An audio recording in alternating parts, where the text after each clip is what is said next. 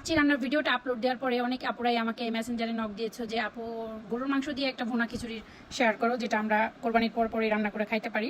তো আমি মাংস ভুনাটা আর তোমাদের সাথে শেয়ার করলাম না। মাংসটা আমি কষাই ফেলছি একদম নর্মালভাবে, পেঁয়াজ, কাঁচামরিচ, তারপর আদা, রসুন, জিরা, গরম মশলা সব কিছু দিয়ে, লবণ দিয়ে এটাকে আমি 40 মিনিটের মতো কষাইছি। এরপর আমি যেখানে কাঁচামরিচ, পেঁয়াজ, বেশি করে রসুন, 2 রকমের ডাল, মুগ ডালটা ভাইজা নিছি, মসুরির ডাল, আর হয়েছে একদম চিকন চাল যেটাকে বলে পাকিস্তানি খিচুড়ির চালটা আমি নিয়েছি, বাসমতি রাইসটা নিয়েছি, বিরিয়ানিও রান্না করা যায় এটা দিয়ে।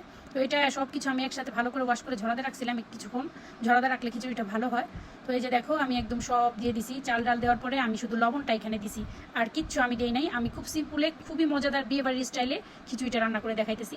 এখানে আমি সব কিছুই আগে দিয়ে দিছি মাংসতে, যেমন ধরো গরম মশলা, হলুদ গুঁড়ো, মরিচ গুঁড়ো, ধনিয়া গুঁড়ো, আদা বাটা, রসুন বাটা, জিরা বাটা, সব কিছু একদম সব দিয়ে মাংসটাকে কষাইছি একটু বেশি বেশি করে দিয়ে।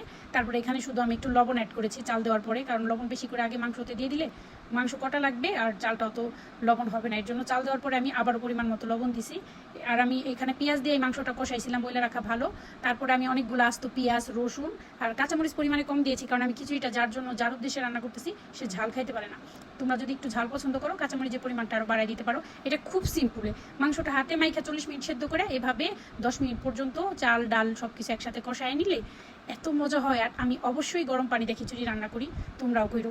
আর এই যে আমার রাঁধুনি মশলাটা না দিলে আসলে আমার সব কিছু অসম্পূর্ণ থাইকা যায়। রাঁধুনি মশলাটা আমার খুবই পছন্দ। এখানে আমি ভুনা খিচুড়ির মশলাটা হাফ দিয়ে নিলাম। 1 কেজি চালের ভেতরে আমি 1 প্যাকেট মশলার অর্ধেক টুক দিয়েছি, আর অর্ধেক টুক রেখে দিব যে অন্য একদিন রান্না করে খাবো। এই মশলা না দিলে আমার কাছে আসলে যে শাহি ভাবটা ওইটা আসে না। আমি সবসময় ট্রাই করে দিতে। পরে এই তো আমি ফুটন্ত গরম পানি দিয়ে দিতেছি। আমার 1 কেজি চাল ছিল আর 400 গ্রামের মতো 2 রকম ডাল ছিল, মাংস ছিল 1.5 কেজি পরিমাণ। তো আমি যে একটা কড়াইতে আজকে রান্না করেছি, যেহেতু কম, আমি এত কম রান্না সচরাচর কম করি। তো এই যে দেখো কড়াই ভরে পানি দিয়ে দিচ্ছি, একদম ফুটন্ত গরম পানি। এখন এটাকে আমি একটা বলক তোলার পরে একদম ডিম করে দিব, যেন সুন্দর হয়ে চাল ডাল সব ফুটে যায়। আর এগুলো ফুটতে সময় কম নিবে, কারণ এটা ছিল বাসমতি রাইস, পাকিস্তানি একটা বাসমতি রাইস নিয়েছি আমি রান্নার জন্য। এই দেখো বলক তুলে গেছে। এখন আমি ভালো করে লাইড়া চাইরে এখানে আমার আরেকটা যেই মশলাটা আমার না দিলেই হয় না, সেটা হয়েছে আমি সবসময় জিরাটাকে খালি খোলায় টেলে রেখে সুন্দর করে গুঁড়ো করে এইভাবে রান্নাটা শেষের দিকে দিয়ে দিই। একটু বেশি পরিমাণে দিলে অনেক মজা হয় খিচুড়ি। বিয়ে বাড়িতে রান্নাটা আমি নিজে দেখেছি দাঁড়াই থেকে বাবুর্চি কাকাদের, তখন আমি শিখছি যে কীভাবে লাস্টে জিরা গুঁড়োটা দেয় এটার অথেন্টিক মজাটা আসার জন্য, একদম রিয়েল যেই টেস্ট খিচুড়ির ওইটাই আসবে।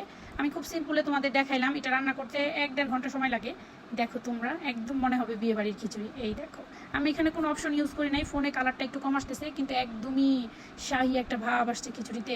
আমি শুধু লাইটা উলট পালট করে তোমাদের দেখাই কি মজা যে হয়েছিল খিচুড়িটা, বলার বাইরে।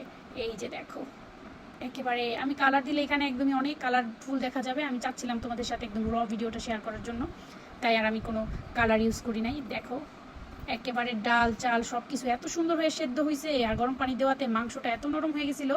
এই যে দেখো, যদি ভালো লাগে অবশ্যই তোমরা ট্রাই করবা। ভালো থাকো সবাই, আল্লাহ হাফিজ, আসসালামু আলাইকুম।